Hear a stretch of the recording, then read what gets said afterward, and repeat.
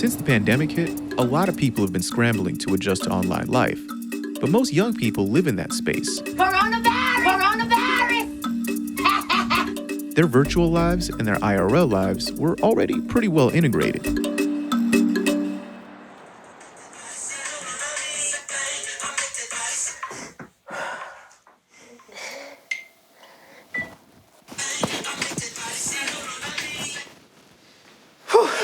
You almost fell at the end. Yeah, that's you gotta commit. You gotta commit. Jim Nawani's got a message for all the environmentalists out there. So they're making a TikTok. It's perfect. You're pretty happy with that one. Yeah, I'm very happy. It is everything I wanted to say. Is it climate change activism, or are you just a fascist? Straight to the point. And we're gonna post.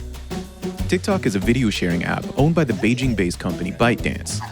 Its worldwide launch was in 2018, but it really blew up the next year when it was downloaded 323 million times. The company won't tell us how many people are using it, but it's estimated that there are at least 800 million active monthly users. Most of those are in India, but it's also getting traction in the US.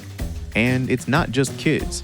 Open the app up now and you're liable to see soccer moms, cops, pretty much everybody's using it. It's still mostly known for dance trends and family-friendly memes.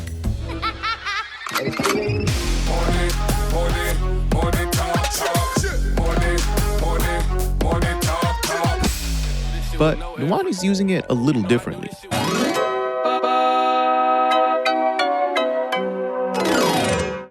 Their videos focus on breaking down the politics of things like race and gender, with some in-your-face humor. A lot of really important things are being said, but nobody's listening because you're talking in 20-point Twitter threads. So I'm gonna do it, and I'm gonna make it more fun and easier to understand. I can tell through watching your TikToks. I mean, part of the aim is education, and you're doing it on an app where cringy preteens make cringy videos. Yeah. I just want to let that sink in. No, exactly. Like, this is not what this app is for. Like, I am perfectly aware, but that's why I think this is the perfect place to do it. Nobody's expecting it. On Facebook or Twitter, going viral means getting your followers to share your post with their followers, who will share it with their followers, and so on. TikTok's different. The key to going viral here is doing whatever it takes to get on the For You page, which the company says is automatically curated. TikTok learns your tastes by monitoring your habits on the app. Then it funnels an endless stream of videos it thinks you'll like onto your home screen. But creators like Jim Nawani aren't trying to get in front of everyone. They're trying to connect with a specific audience. And according to researchers, this is becoming more common. Ioana Literat has been researching online culture for the past decade. On TikTok, we see young people talk about politics through a personal lens. It's a platform that feels really comfortable for young people. What is your research finding? On the face of it, these videos might seem like just silly fun, but actually they're very, very significant. Someone might lip sync Trump's "We need to build a wall" speech. We need to build a wall. But then in the comments, they'll have a really interesting conversation about Trump's immigration policy. They're talking about, the wall and the policy implications and the immigration implications and really heavy stuff. That can lead to solidarity, to mutual understanding, that you're not alone. This is especially true for minorities that are feeling very vulnerable in this particular political moment. Oh my God, you're Arabic? I love hummus. Are you trying for say hummus? Diana Khalil has more than 162,000 followers and nearly 5 million likes. She makes TikToks about what it means to be Arab and a first-generation immigrant in America.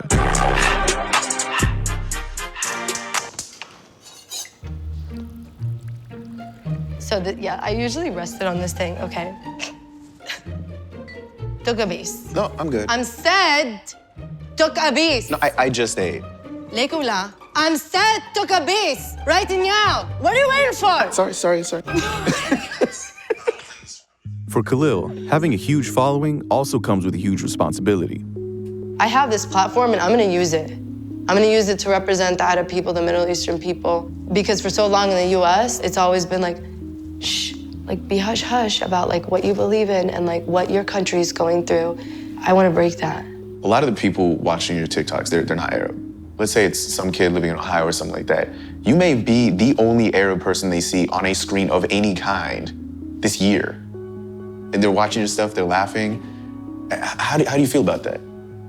It sucks because, you know, so often it's like, oh, Arab, terrorist. It's like, that's the joke. I guess, are you asking if people are laughing at my culture? Do you ever worry about that? No. Because if you're laughing at somebody else's culture, that's ignorant. And like, you gotta work on that. If I worried about those people, then I wouldn't be making the videos that encourage other younger kids to stay grounded in their roots. TikTok is giving creators a place to connect and share cultures. But the app is also making a lot of people nervous. TikTok and its parent company ByteDance are currently under investigation by multiple US government agencies over user surveillance and accusations of censorship. Good to talk to you. Justin Sherman is a fellow at the Atlantic Council, focusing on cybersecurity and government policy. From a cybersecurity standpoint, what are the concerns about TikTok? The first is data security. The US government is concerned because TikTok's incorporated in China.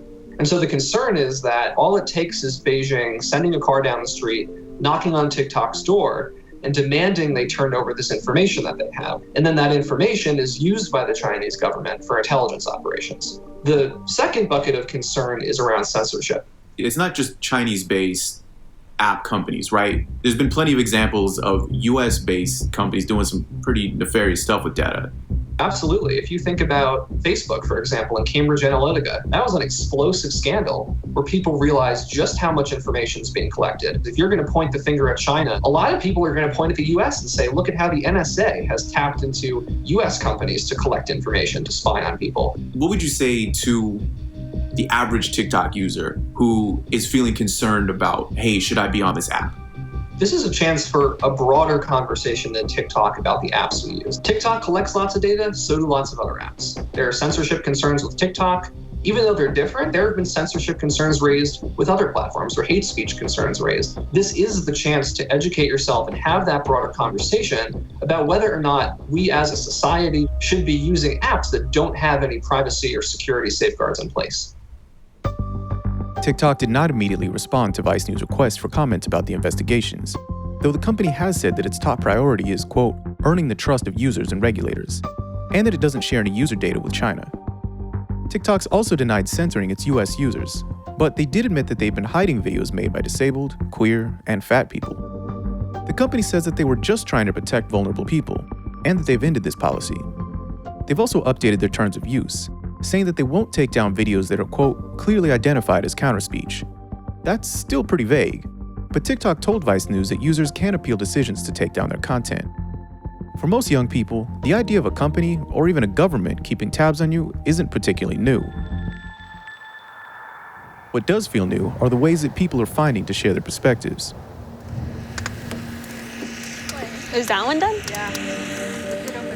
Najoni Holiday is a high school senior who lives on the Navajo reservation, a few miles north of the Utah-Arizona state line. I'm making a TikTok about the peyote meeting. We usually do 1 minute. And go like that. I'm throwing in my chips, I guess I tend to push my luck. My dad was sleeping and it was like midnight and I was like, I should make a TikTok. And then I did my night routine, turn off the generator and everything. And it's like 2,000 likes and like 20 comments. And I was just like, what is this? I forgot I made a TikTok. And I was like, I think it's blowing up right now.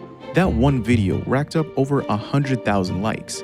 And she picked up a ton of followers who were asking her all sorts of questions, like why she wanted to live in a place without electricity or running water. Oh yeah, that one surprised me the most. This is our land. Our ancestors fought for it. This is what we call home. Who do you make TikToks for? For other people to like see how Navajos or natives in general live.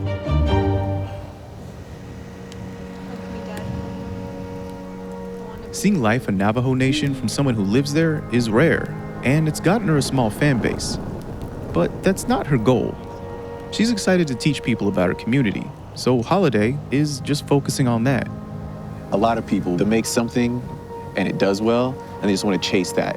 And they want to get whatever I can do to get more likes, whatever I can do to get more shares, more comments. I'm not like that at all. I'm happy where my TikTok account is. I think you're the first teenager who I've talked to who's not chasing clout. Nope, I'm not a clout chaser. Happy where I'm at.